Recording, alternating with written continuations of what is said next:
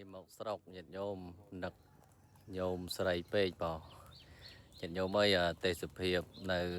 ស្រុកអាត្មាខែនេះស្អាតខែវស្សាញាតិញោមមើលនេះស្រែមុខផ្ទះអាត្មាតែម្ដង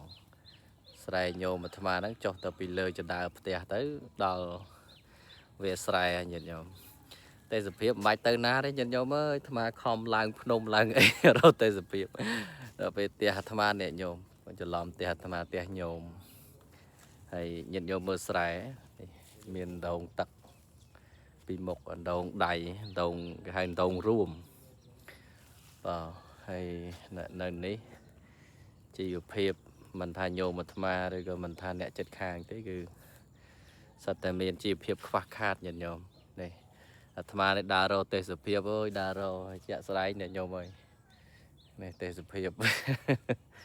មុខផ្ទះនេះស្អាតមែនតើចឹងផ្ញើរូបភាពញាតិញោមទស្សនានេះខ្វិត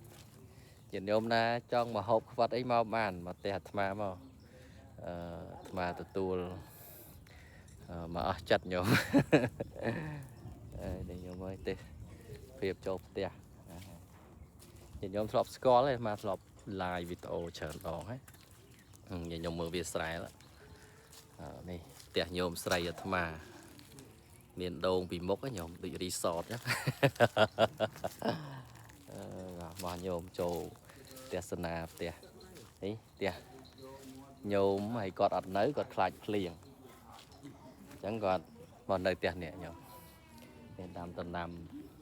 អូដូចមានដូចរីសតចឹងញោមមិនចាញ់រីសតគេនៅកពតមកណាអូមានជីដាំដំណាំបានជីទៀតនេះ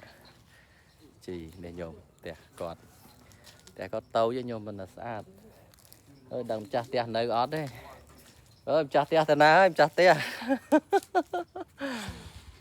ម្ចាស់ផ្ទះទៅណាហើយម្ចាស់ផ្ទះមើលញោមអូអត់នៅទេដឹងទៅណាទេបងហើយផ្ទះគាត់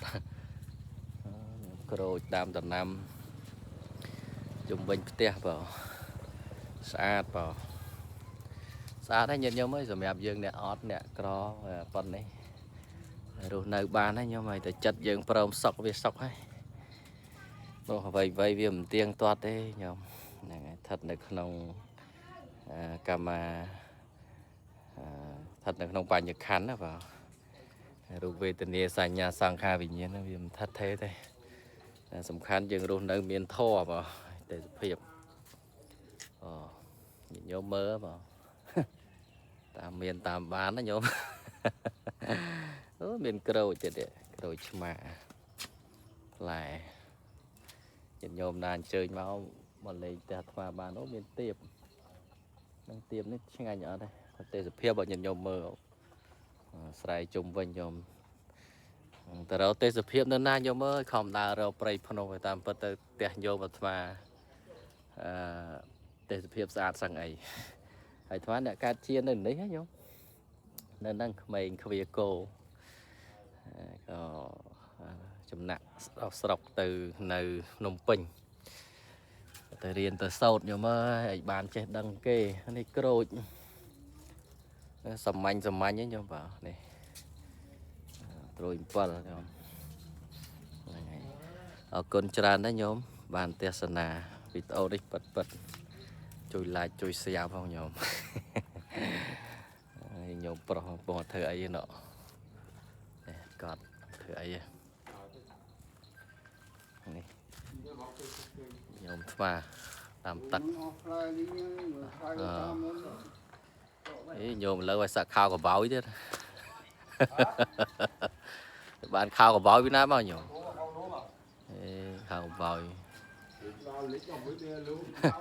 ទេសភាពស្អាតណាស់ញោមអើយអានេះហៅថាឈៀល